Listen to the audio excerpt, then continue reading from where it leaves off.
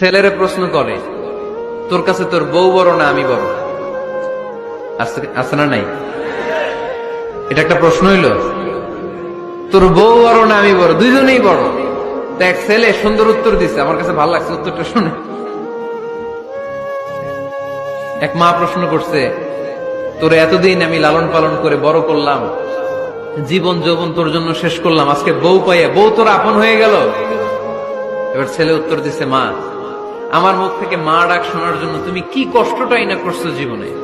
10 মাস আমারে পেটে ধারণ করলা, খাইতে পারো নাই, বমি করছো, খালি ওষুধ খাইছো, তোমার পেট কেটে আমারে বের করা হয়েছে, 2 বছর আমারে দুধ খাওয়াইছো, পেশাব পায়খানা পরিষ্কার করেছো, বয়স যখন 3-4 তখন তোমার আমি মা ডাকছি। এই মা ডাকটা শোনার জন্য তুমি এত কষ্ট করছো, আর আরেকবারের মাইয়া এই ঘরে আইসাই তোমার মা ডাকা শুরু করছে।